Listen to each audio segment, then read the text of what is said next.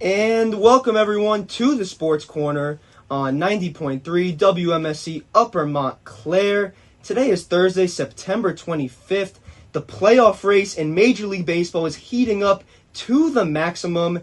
NFL, some quarterback changes very early as we head into Week 4. Much more in all of those categories. But I am your host, Sebastian Stratton, joined alongside Jeremy Rodriguez. Welcome back. And James Gregg, welcome back as well. Lorenzo Gonzalez could not make it today, but Lorenzo was actually getting ready for a big football game this Saturday, the homecoming game between Montclair and Wilkes, which Jeremy will be on the call as well, so good luck to you two. But, gentlemen, how are we doing today? Doing good. I'm feeling great as a Yankee fan right now. I was I'm happy we made the wild card playoffs. Wasn't really counting them into possibly winning the division, especially if you look at this scenario just about a week and a half ago. You're like, all right, division's over. But I'm feeling pretty good as a Yankee fan. Yeah, I'm feeling good as a Yankee fan. Not so good as a Jets fan, but again, good overall. I'm good overall. That's all that matters. Well, I think the person that's enjoying this the most is Rob Manfred. I mean, you add the extra wild card spot in 2020. All of this chaos, it's truly coming down to the last week of the season. This is it. So much is up for grabs, division races, and a bunch of teams making comebacks. The Mets and Reds are a dogfight back and forth between that last wild card spot. So we will get all into that. But a little bit of campus news, and some history was made. Legit history right here on campus, Montclair State University, as a Guinness World Record was set this past Sunday, September 21st, as the largest game of catch ever took place at Yogi Berra Stadium right here, organized by the Yogi Berra Museum and Learning Center to commemorate what would have been Yankee legend Yogi Berra's 100th birthday, with 1,179 pairs participating. And Jeremy, I know you were actually there broadcasting this event live, and James, I'm not sure if you were. I was unable to make it that day because I did have to work, but I heard it was a great event. I heard there was a lot of great people there. I'm so glad to hear that. And Jeremy, since you were there live, why don't you give the listeners a little bit of insight? How was it?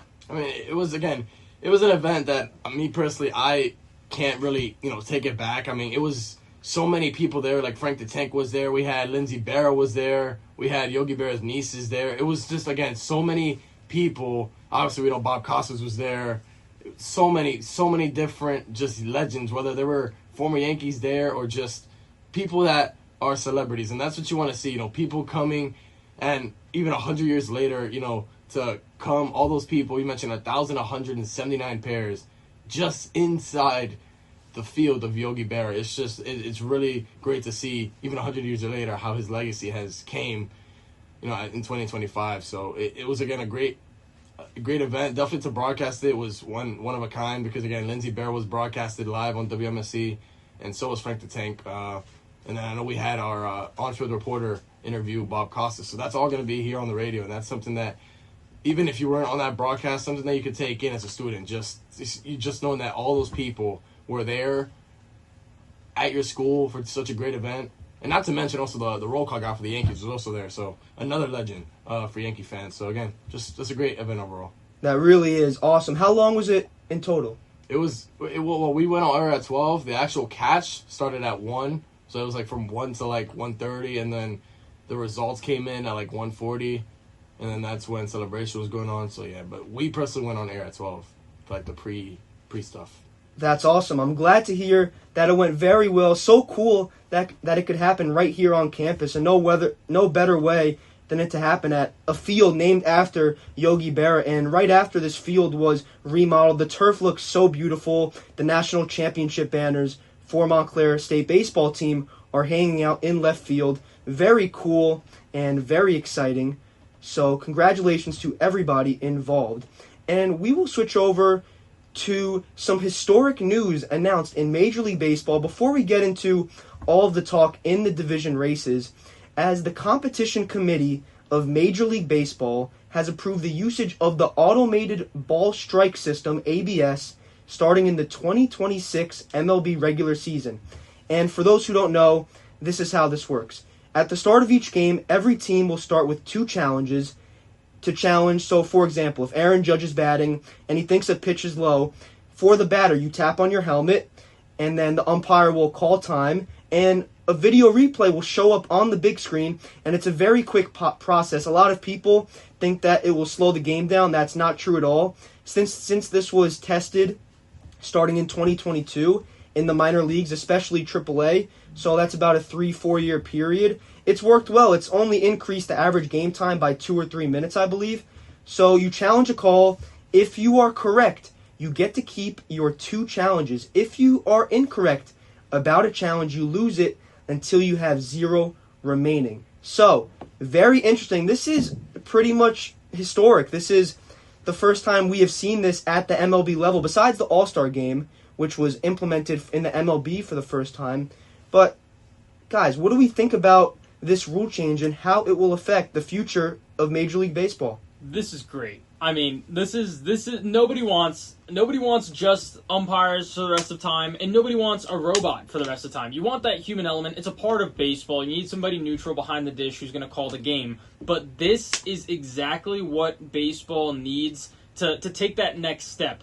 It's one of the most infuriating feelings just as a fan, and whether you're watching your team or not.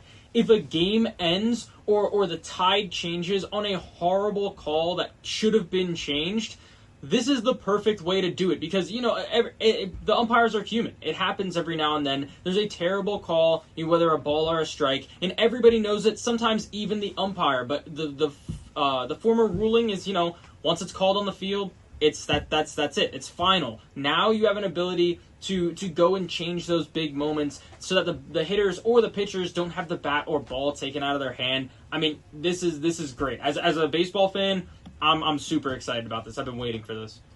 Yeah, I mean, I think it's going to be a great thing for the MLB. I mean, you mentioned it, especially with the umpires, that's the biggest thing. James mentioned that they are human. They're going to make mistakes, but it's going to be better for the MLB.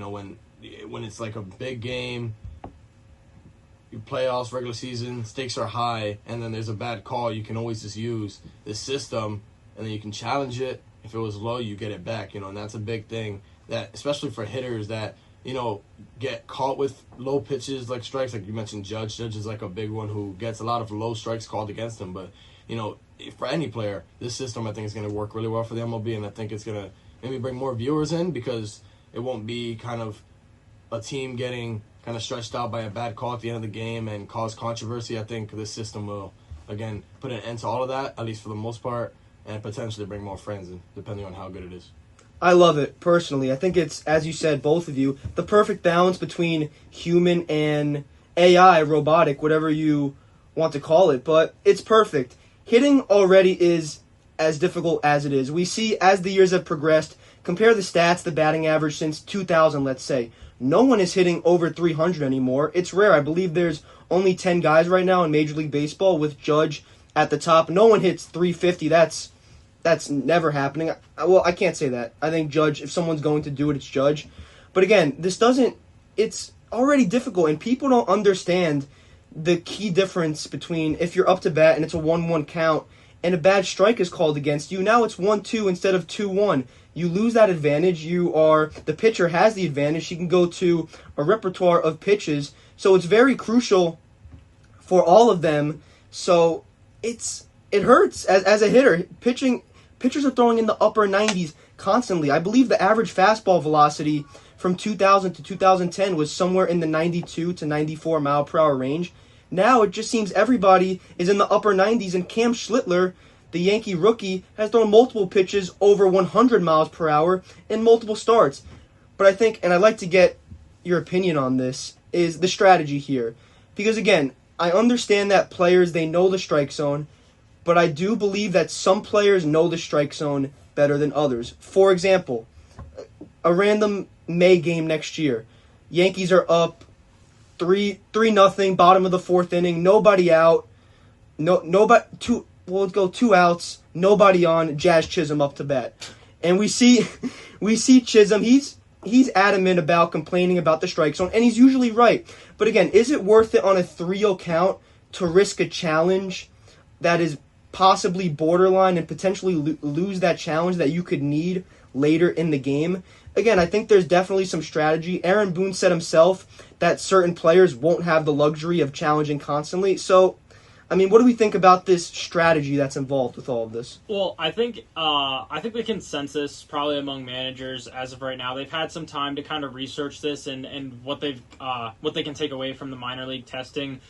We're probably not going to see a lot of early game challenges, whether they think it's pretty surefire or not. You're going to want to save those for late in the game when there's big calls that you don't want to be missed. The last thing you want is to be late in the game and have a call go against you and you not have a challenge to use for it. So there might be times where it's blatantly obvious there was a missed call, and you know there's guys who just know the zone better than others. So like you said, Aaron Boone talked about it.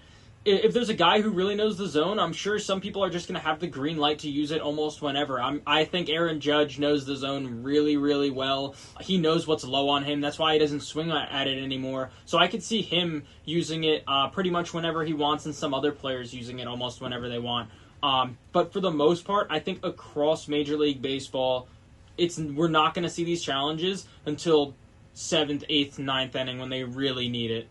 That's what I think. Yeah, I mean, I don't think I can go beyond that. I mean, I think it's going to be towards the end of the game as well. I think, again, certain players, maybe the star players who are, you know, we mentioned Judge, those type of guys, but I think it's going to be more of a kind of a late game thing. I mean, we see it in the, not even just the MLB, we see it in the NBA as well, even in the NFL. Challenges usually come towards the end of the game, especially in the NBA, you know, usually with tight calls or, you know, game-changing calls. So I think it's going to be the same for the MLB. I really doubt that teams use it kind of early in the game, but you know anything can happen. You never really know what the situation is, but it really depends on the situation. Only time will tell. But I think for the most part, James mentioned it will be quite kind of towards the end of the game. It wouldn't make much sense for me to do it in the second, third inning when it's 3-0 or 0-0.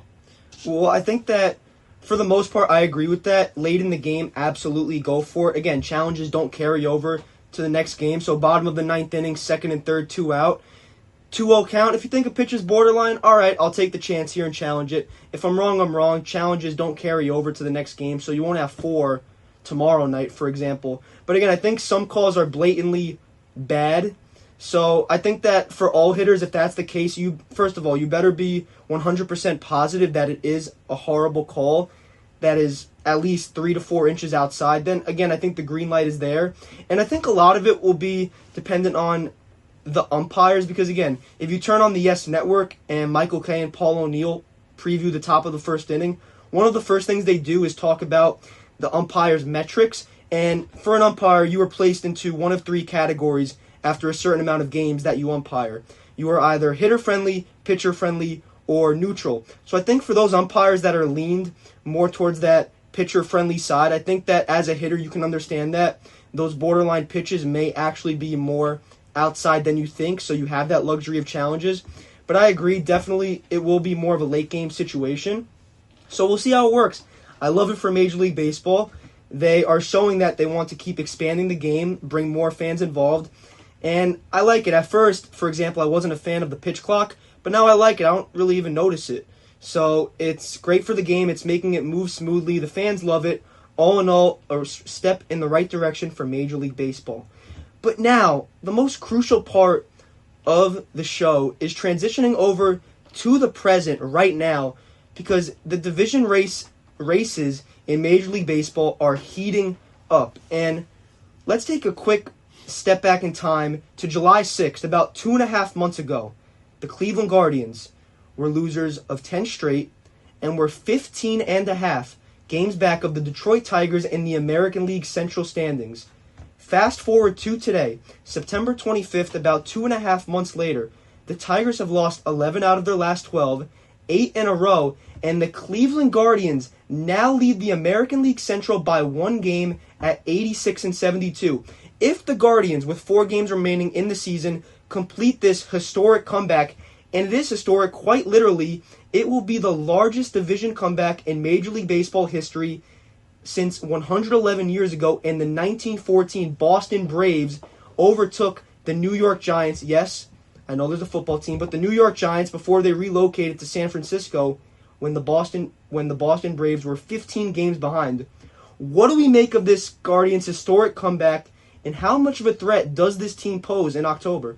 I mean, it's almost like you can't believe it, especially if you're somebody who doesn't follow day-to-day baseball. You might still think that the Tigers are the best team in the American League, and I mean, even if you just blinked from last week to now, like the Tigers were surefire. Like sure they were losing some games, right, and the Guardians were on a little bit of a hot streak, but nobody could have imagined a collapse like this. I mean, if you said it was the Mets, I'd believe it. But I mean, the Tigers, this is just like, this is unheard of. They had such a dominant season. They were the best team in baseball for quite some time, at least best team in the American League for quite some time. They were looking so good going into the All-Star break, even coming out of the All-Star break.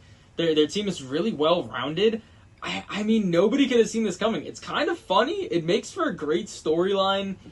And if the Guardians hold on to the AL Central, like on crazy, going as hot as they are right now, you low-key don't want to see them in the playoffs. Because when the Guards are hot, their pitching is great. It's going to shut down offenses. And you know, if you're a Yankee fan or you watched the playoffs last year, don't let the 3-1 or the 5-game victory in the ALCS fool you. They gave us some crazy matches and games. They gave us some heart attacks. The way they play scrappy baseball, I would not want to play them again. I would not want to see them in the playoffs at all.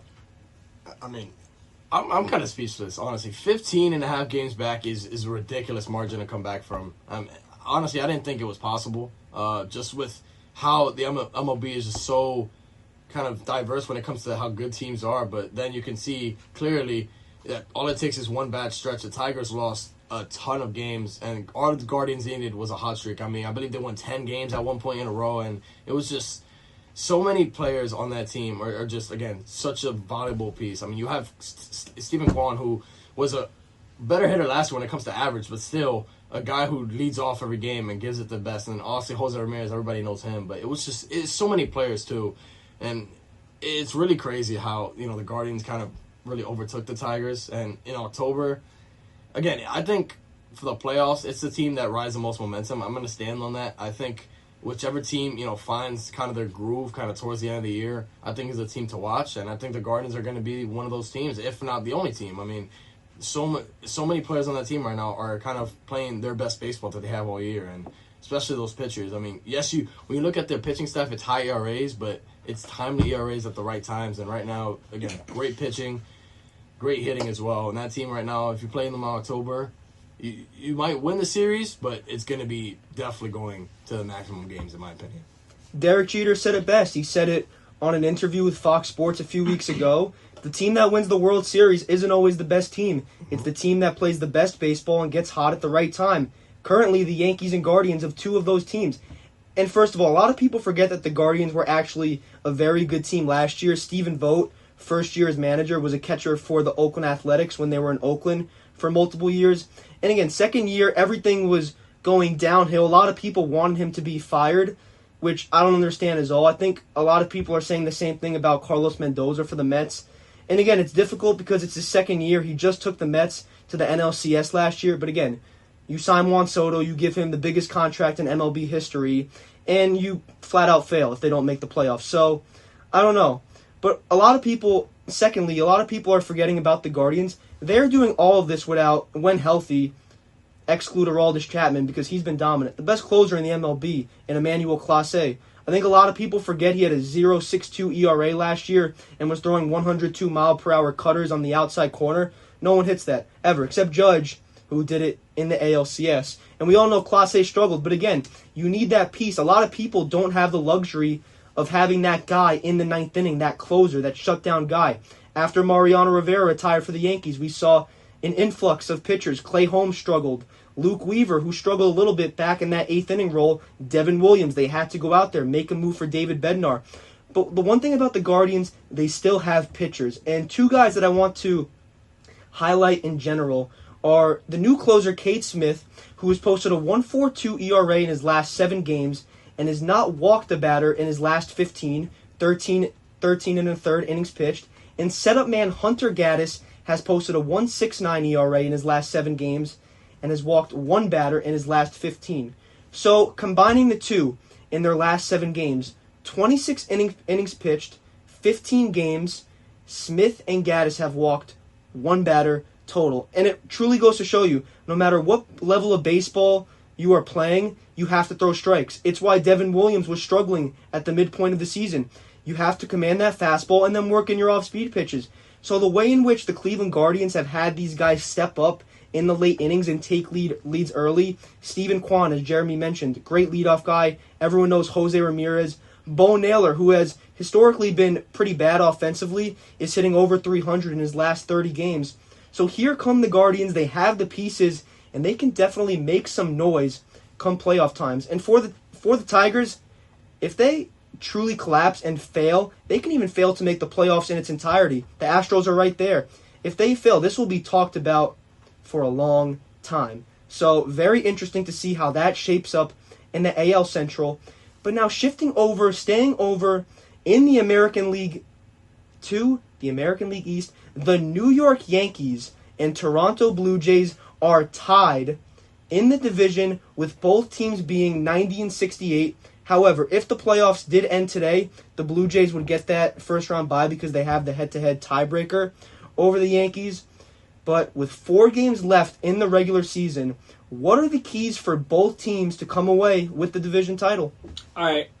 This is great. I mean, this is like a great, nice little treat and surprise at the end of the season for Yankee fans. Because, listen, this was not a perfect season by any means for the Bronx. It was bad. Like, it was honestly, truthfully bad for a long time. But the way the Yankees always are, they're hot, they're cold. Sometimes they're super hot, sometimes they're super cold. Just as Jeremy mentioned before, when you're going into the playoffs, sometimes the hottest teams do the best. And I think this might be the hottest the Yankees have been going into the playoffs in quite some time. Granted, they've had a pretty easy schedule for the last couple weeks, but that doesn't matter because that's all morale boosters. You still have to win these games, and they are winning them in great, scrappy Yankee fashion, like they can win. I think that they are dangerous right now, and usually when the Yankees go into the playoffs, they're usually kind of flat-footed and use the momentum from the early of the season. If I'm not a Yankees fan, I don't want to see them in the playoffs right now because they're really hot. On the other side of the spectrum, Toronto has fallen flat. I don't know how they're losing this many games. It looked like earlier it was impossible for them to lose. And now they're dropping all these games, including crucial games, to the Red Sox, who are also in this running for the wild card. Whole mess scenario right now. And one thing that I saw that was really interesting from John Boy when he read the lips of a very frustrated George Springer the other day, after he had made a frustrating out on a bad call. He said, when John Boy read his lips, he said, if they want New York to take the division, just give it to them already, or just tell me already.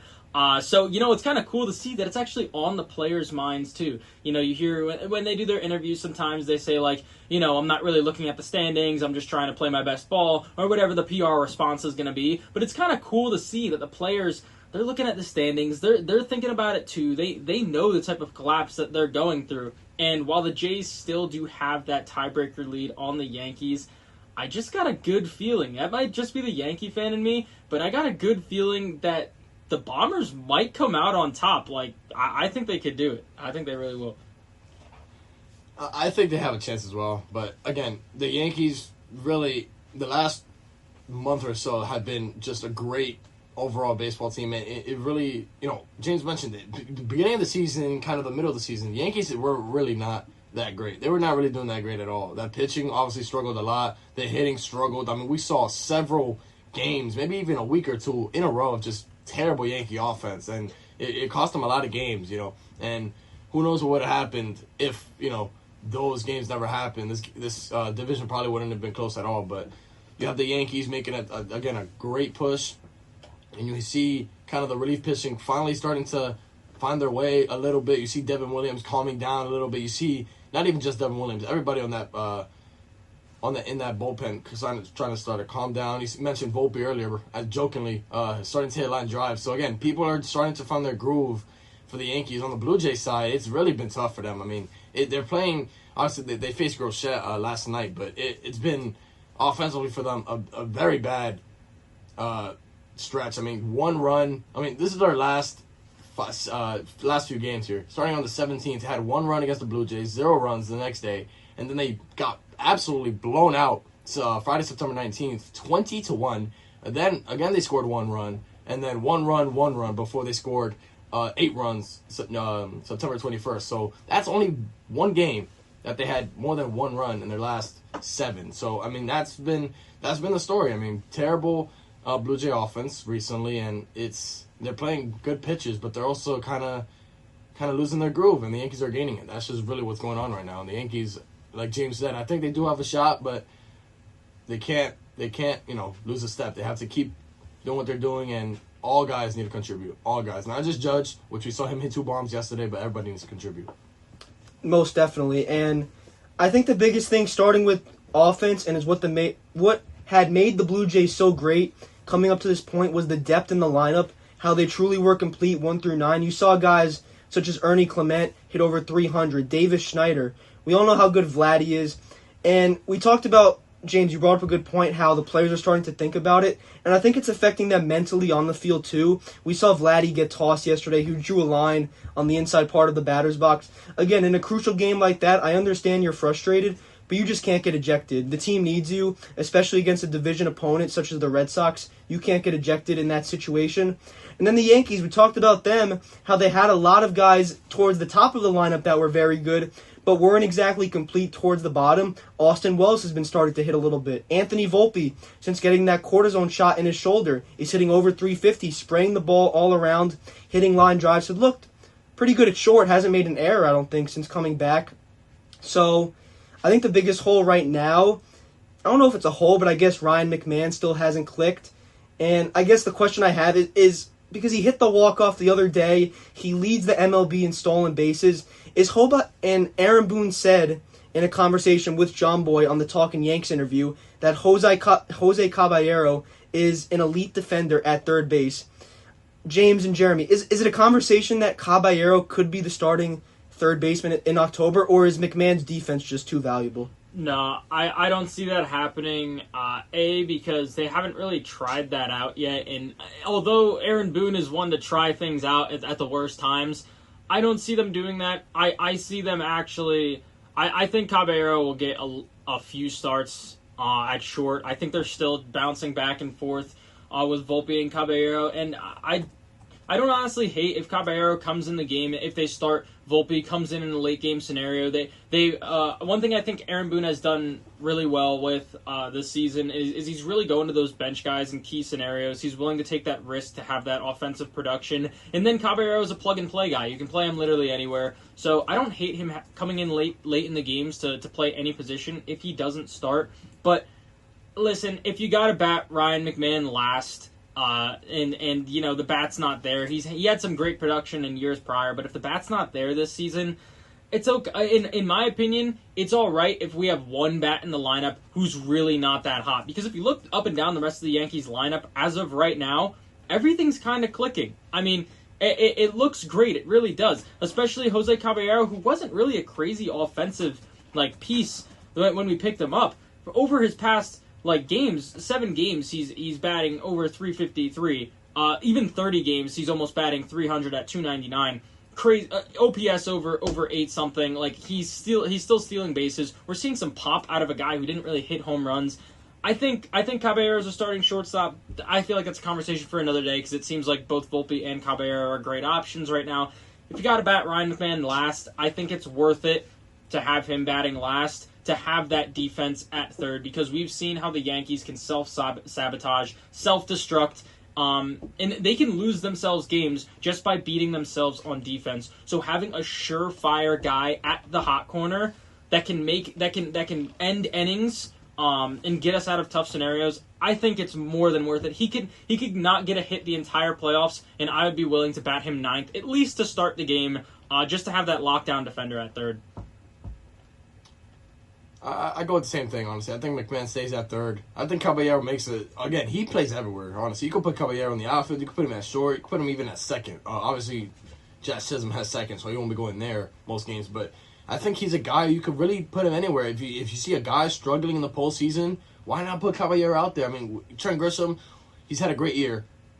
he's had a great year, but he's had a recipe of struggling. And Trent Grisham was really not that great of a hitter before coming to the Yankees. So you never know what could happen with him in the postseason and with other guys as well. Especially Volpe, who he's heating up now, but can he keep it up come postseason time? All those questions still need to be answered. So I think you use Caballero. I mean, he's been a guy you mentioned, James. I mean, doing a great job. 300 his past 7 games, 284 since he's came to the Yankees in 37 games played. So I mean, he's just been tremendous. So I think he's a guy that you hold for tough situations, and clearly he can handle it with the walk-off last night. So if you see a guy struggling early on in the playoffs, why not use him? And I think the great thing, first of all, for Aaron Boone, in a perfect world, Jose Caballero is that super utility guy that you can plug and play anywhere in the playoffs.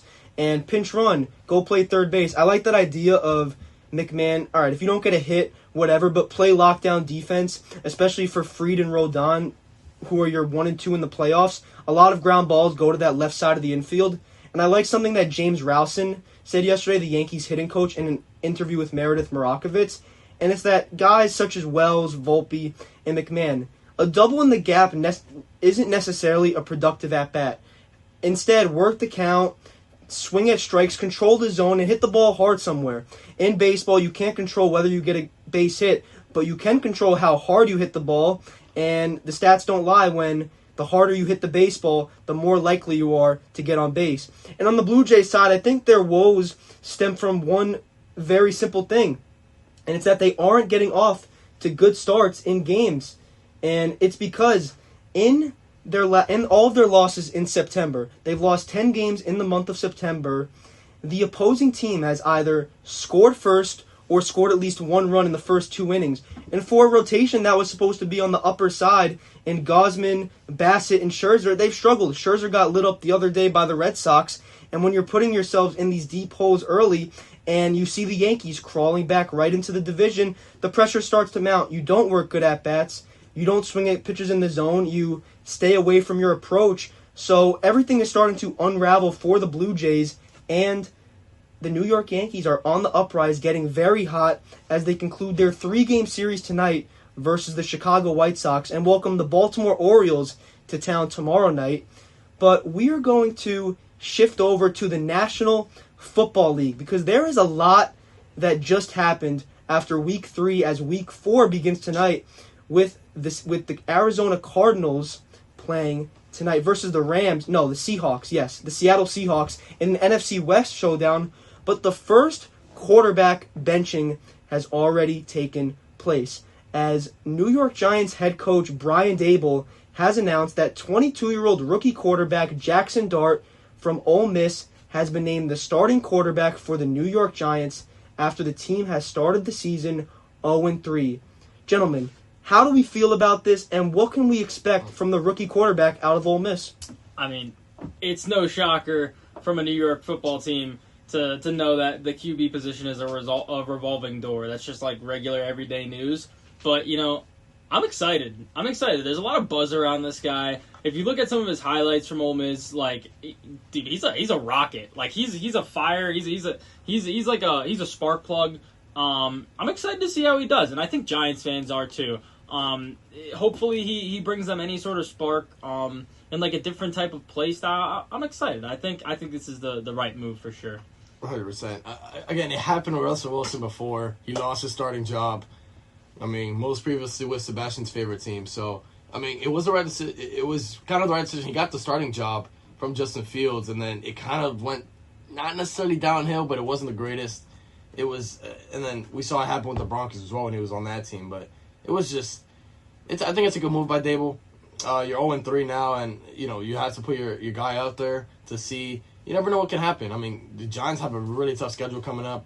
Jaxson Dart is going to be up with a challenge for sure. He has a Chargers coming up, I believe, but no matter who he has next, he has a tough schedule. I know that for a fact. The next 5 games for the Giants are really just tough games to win, and to put the rookie out there is really a tough task for Daboll. But I love how he trusts his guys, especially the guy that again they used their pick on in the draft with Jaxson Dart, and let's see what he can do. That's all I can say. Let's see what he can do.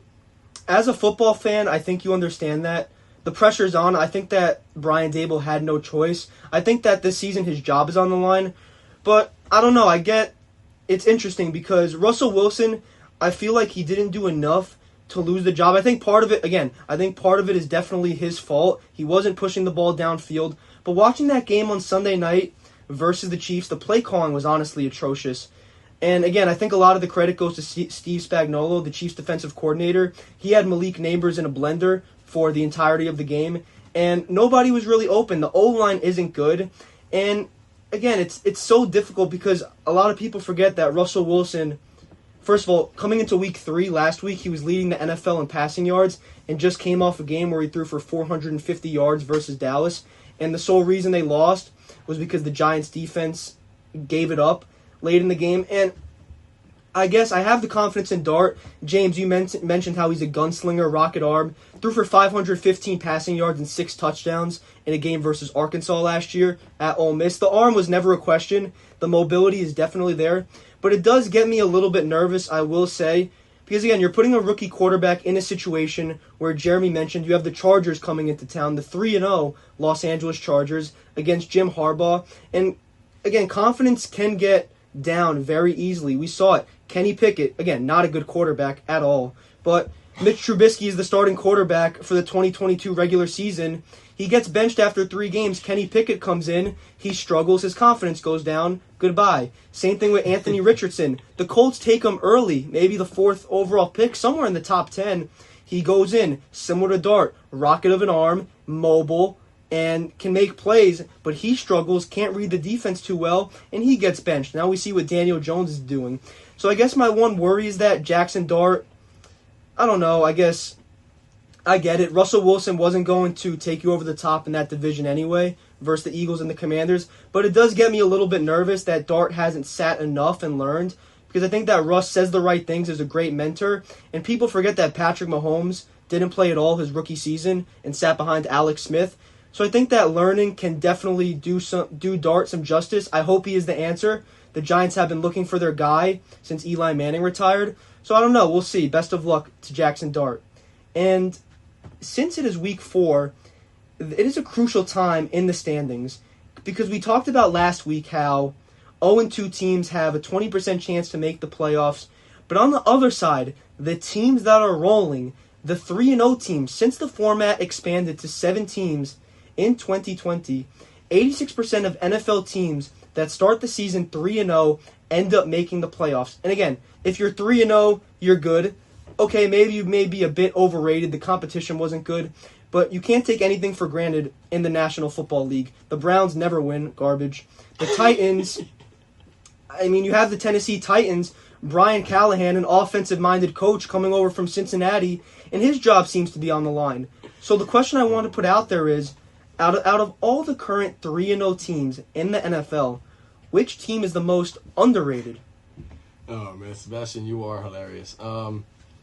I think the obvious choices for me are the Colts or the 49ers. The 49ers have been very banged up all year, and they've been, again, sneaking ways to win. And I think they've been doing a great job at it. George Kittle has been hurt. McCaffrey has, held his ground. He's been the only kind of healthy player right now. Obviously, Brock Purdy's hurt as well, but kind of some rumors that he's returning this week. So let's see if that's indeed the case. But again, they've been injured a lot, the 49ers. Their schedule hasn't been too scary when it comes to opponents. I mean, they played the Seahawks week 1, and they're previously coming off a win against Arizona, who's obviously lost James Conner. And they play the Saints. So schedule-wise, not really toughest teams, but I think for them, they're the most underrated just because of what they've been doing while being extremely banged up. And if not them, I'm going full-on Daniel Jones season right now. 3-0. The Colts look absolutely spectacular now. Jonathan Taylor looking like an RB, top 3 RB in the NFL right now. And again, receivers moving well. Daniel Jones having a tremendous start to the season, but it all depends right now. I think they're the most underrated right now, but it's going to be tough to see if it's going to be interesting to see actually if Daniel Jones can keep this up for 17 games. So my pick's actually a little interesting. I think Tampa Bay is actually pretty underrated. I think the Buccaneers are being overlooked just a little bit, but I mean, it's kind of hard to say. I feel like nobody's really talking about how great Baker Mayfield has been playing. I mean, since the start of 2023, he's been elite. I mean, he's thrown at a 67.4% completion rate since that time. He's thrown 75 touchdowns and only 26 interceptions.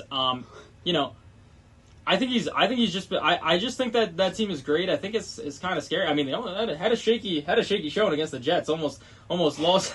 Almost kind of lost it last week. But no, I kind of like the Bucks. That's my underrated team. First of all, Jeremy, you brought back for me some pretty bad memories when a few months ago I took Chase Brown over Jonathan Taylor in about 3 different fantasy leagues. So it kind of pains me to think about that because I was debating that for a while and I still ended up going Chase Brown, and he's been atrocious. And Jonathan Taylor, and I love the Colts. Speaking about the Colts, I definitely do agree that they were underrated after week 2 or 3. I think that a lot of people in the league are starting to give them their flowers and give them the credit that they do deserve. And if you ask, can Daniel Jones keep this up? I think he can. He has all the weapons around him. Jonathan Taylor, Michael Pittman, Josh Downs, Tyler Warren from Penn State, top 5 O-line, Quentin Nelson, New Jersey native. He has been a stud, all-pro, Pro Bowler at the left guard position. So the O-line is a top 5 unit that has only allowed 2 sacks through 3 games. And to put that into perspective, the Baltimore Ravens, who have one of the best offenses in the NFL, and the top 10 O-line supposedly allowed 7 sacks in 1 game versus the Detroit Lions. So it goes to show you just how dominant the Colts offensive line has been. But my pick for the most underrated team is the Los Angeles Chargers. I think that all the time they're always overshadowed by Andy Reid's Chiefs. Again, I understand that the Chiefs are struggling so far to start the season, but I think the Chargers are always overlooked. Jim Harbaugh in his second season took the Chargers to the playoffs his first year at the helm after coaching at Michigan, and they've been great. Justin Herbert at the helm has been awesome. Unfortunately, Najee Harris goes down for the season with an AC. I don't know if it was an ACL, something like that, but he's out for the season. And Omarion Hampton has just filled the void. You draft him in the first round, Ladd McConkey, year 3, and then Keenan Allen, who a lot of people were calling washed or overrated, has kind of stepped up as that go-to guy for Justin Herbert, and Quentin Johnston, who a lot of people were calling butterfingers and trash, he stepped up as well, and the offensive line has been pretty solid. Joe Alt at the left tackle position. They signed Mekhi Becton in free agency, who won a Super Bowl with the Eagles previously, and the defense has been good. Tarheeb Steele, Cam Hart, Derwin James. So the defense is there. I think that the Chargers are a very solid team. Definitely the front runners right now to win the AFC West. That is very competitive. So we'll see. I think that the Chargers are very good. The defense, I think that they'll bring a lot of pressure this week versus Dart. Hopefully force him to make good throws, shut out neighbors like Steve Spagnuolo did, and force him to make bad throws under pressure against a poor offensive line. So we will see there in the NFL from those 3-0 teams. But this Sunday, a cool game is taking place as the first international game of the NFL is taking place in Ireland, as the Pittsburgh Steelers and the Minnesota Vikings will head to Dublin, Ireland to play at the famous Croke Park, the first international game in Ireland. And as we all know, multiple international games have been taking place over the previous 5 years. There were games in Mexico, Brazil, Germany, and now Ireland gets one. And this is very significant for the Steelers because they do have some Irish heritage in their owner, Art Rooney. The Rooney family is Irish. The great late owner, Art Rooney, the original Art Rooney, who people called the Chief when he passed away, he always said it would be so great if the Steelers could one day play in Ireland. So I think he would love this if he were alive today. But it's not just about the beer and enjoying your time dancing at the pubs in Ireland. What do we think about this game as 2-1 teams face off? And the Minnesota Vikings, not a lot of margin for error. The Bears have been playing well. The Packers look very good. So what do we think about this matchup as the Pittsburgh Steelers host the Minnesota Vikings in Ireland? I think with the NFL, I think it's good for the NFL. I mean, the diversity continues as to where these international games are being played. You mentioned a ton of different countries the NFL has played in, now moving to Ireland for the first time. So it's, again, I think it's great for the NFL. I think it brings more viewers internationally, and I think that's the goal, obviously, of it all, is to bring viewers and to bring money. But when it comes to the keys to victory, man, the Steelers, that's a team that's, again, they come out to play some games. Other games, they come out flat. They did that against the Jets, in my opinion, but then that defense has really shown no answers since week 1, in my opinion. I mean, they've been really losing games, mainly because of their offense. That one game they lost, was their defense, but their offense has looked good to me. And I think Rodgers is doing enough for the Steelers to be 3-0 right now. But I think their defense is going to be the biggest key for the Steelers. I mean, that's been the biggest story. The highest paid defense, I believe, in the NFL, or definitely one of the highest. So I think it's going to be the biggest thing for them is to stop the Vikings, who, again, really don't know who you have. I mean, you have Carson Wentz, I believe, correct? Yeah, because J.J. McCarthy was hurt. So you have Carson Wentz, who's came into the season as a third string. So, I mean, it's going to be tough. I mean, the defense has to play a factor against these Vikings because, again, if Carson Wentz goes out there and slings the ball to Jefferson and to Jordan Addison, who's making a return this week, props to him. But I think it's a defense for the Steelers. For the Vikings, you got to get as many guys as you can involved. Again, you have a tough task against the Steelers here. You're definitely the underdog, in my opinion. And you have Jefferson, you have Addison. You got to sling those guys the ball for sure. Jefferson hasn't really had kind of his breakout game yet this year. I think you got to get him involved. Your running game isn't really the best right now when it comes to your running back. So I think the biggest key for them, get the offense going early and try your best. I mean, the Steelers defense has had a lot of flaws, so you got to take advantage of them early when they come. Yeah, just touching on expanding the game again. Like, I think it's great for all sports, especially all American sports, to go overseas and grow the game because it's easier for us to think sometimes like either the NBA, MLB, NFL. We think it's so huge, but in reality, like it's just huge in the United States. Because there's other games, other places. So it's great to really grow the sport, make it a world sport. Because the NFL really is just an American thing. So I think it's great for all sports to really go and expand their audience, and it also makes for a fun, like, neutral playing ground. So that'll be cool. But yeah, kind of like what Jeremy was saying, Steelers can win just based on their defense alone. If their defense can click, then I think they should have no problem taking away this game from the Vikings. But they played a sloppy game last week, and the Vikings were on the other side of the table, absolutely demolishing. I forgot who they played. The Bengals. Yes. Yeah. They beat them. It was a ridiculous lopsided matchup. So if the Vikings can tap into that crazy offense, and if the Steelers aren't there playing their best defense, I could see the Vikings coming out on top. But I think if the Steelers can lock down that line, if they can play their best defense and use the guys that they are paying, then I think the Steelers should walk away with this one. I wouldn't be surprised one bit if the Steelers either lose by 30 or win by 3. I think that this is a game where they can definitely get out-coached. We've seen it multiple times. I think that's why they call him mediocre Mike Tomlin.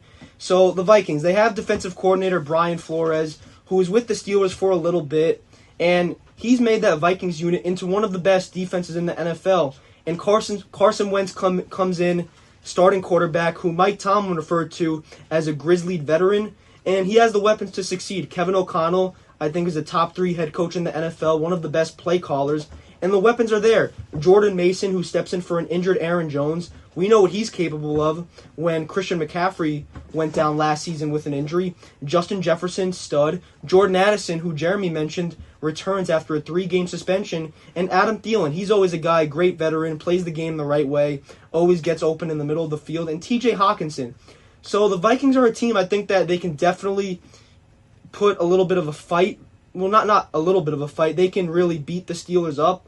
But the Steelers, it's very simple on offense. You can't play behind the sticks. If this Vikings defense forces you into 2nd and 12s, 1st and 20s due to loss of yardage on runs, missed blocks, or holding penalties, it's going to make things very difficult. This is a Steelers team that has had their ups and downs. They could easily be 0-3, but they could also be 3-0. So, great matchup there, and great that the NFL is expanding to Ireland. And very quickly, before we wrap up, we'll do 1 or 2 word sentences. Going into next week, MLB or NFL, what is your biggest hot take? Ooh, you put me on the spot real quick.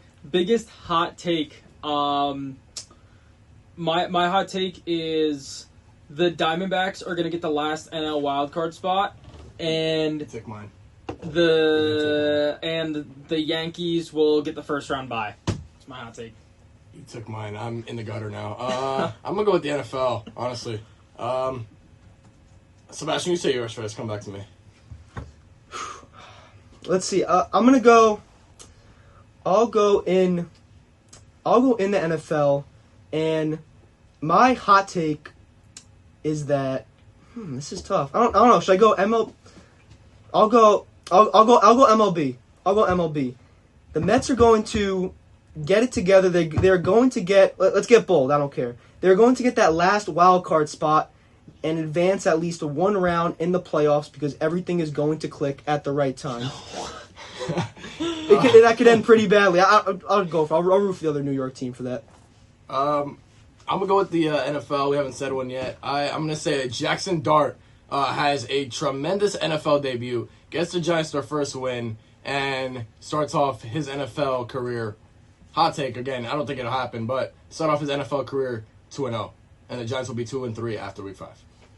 We will see, very much so. My Mets take will probably end up very poorly, and we'll revisit that, and I'll own my L, but got to root for the other New York team. But that is going to do it here on the Sports Corner. You have been listening to 90.3 WMSC Upper Montclair from Sebastian Stratton, Lorenzo, I missed you, buddy. Hope you're listening. I just called you out. Jeremy Rodriguez and James Gregg.